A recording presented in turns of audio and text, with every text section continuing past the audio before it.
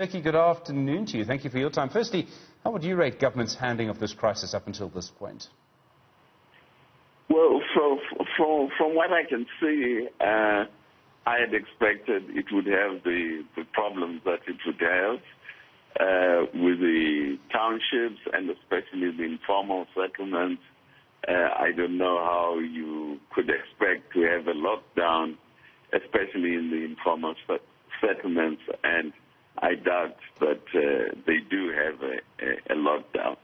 But in the suburban areas, I don't think that's a problem. There's going to be a big conversation around whether the lockdown should be extended. We saw that big jump in cases over the weekend. Do you think it should be extended past the end of April? If government asked for your view, what would you say? Well, I wouldn't have thought it will make much difference, frankly, because is the government really able to enforce a lockdown for example, in the huge rural areas? Remember, we have a third of our population living in the rural areas. These are the so-called farmer homelands. And I'm not talking about the commercial farming areas where you have another big group. Now, how does the government enforce?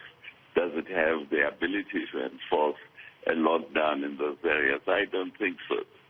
So we can lock down the whole country for the whole year, and it will still not achieve what we think it should achieve, because the real structure of the society of South Africa, the social geography of South Africa, is not amenable to a lockdown.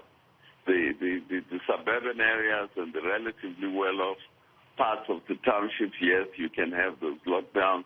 But for the rest of the poorer part of South Africa, you can't really. Those lockdowns won't have the effect that you think they will have. So I think the government will really be kidding itself. It thinks more lockdowns will make any difference to the spread of the virus.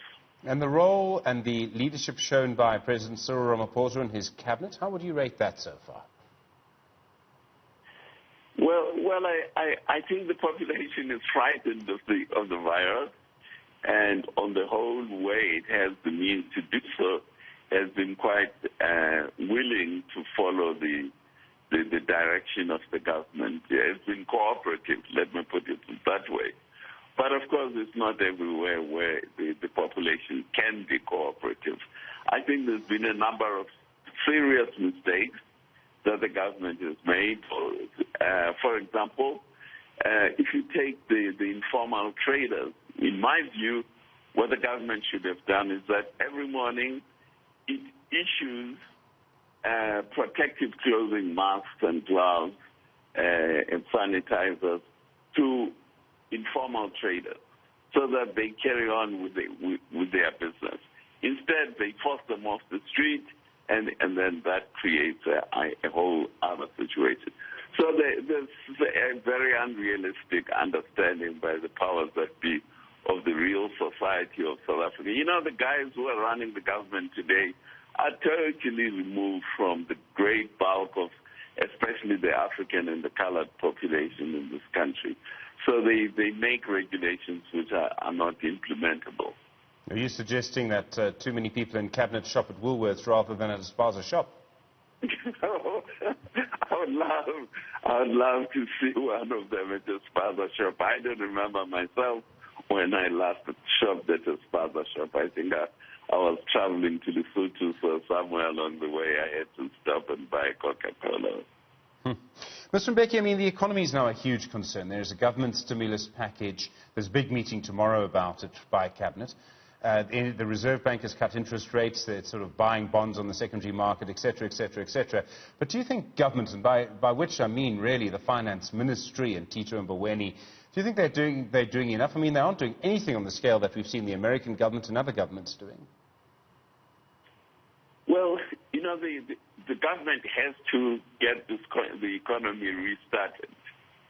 So it has to find a solution to how do you restart the economy and minimize the threat to the life and the welfare of the people who work in those businesses. So this has to be done. South Africa is a huge importer. I mean, the medicines that we need in the country, we import a big part of the medicines, and you can't import them without exporting something. So our export industries, which are mining, agriculture, and especially automobiles, all this has to be reopened so that we can export in order to be able to import. Very critical. People think that imports are luxuries. Imports are medicines. They are bandages. They are a whole lot of very key life-saving items. So they have to be. So the economy has to be restarted. Of course, it has a cost, and there are risks in terms of the lives of the people who work in the industries. But then what is the alternative? Do nothing and extend another lockdown by another month? Then you're killing the patient. So, for example, you would say that we should allow the mines to operate so long as that they keep their workers safe. That will generate the foreign exchange that we need to buy things like pharmaceutical goods, and the need for pharmaceutical goods is probably only going to increase. Oh, absolutely.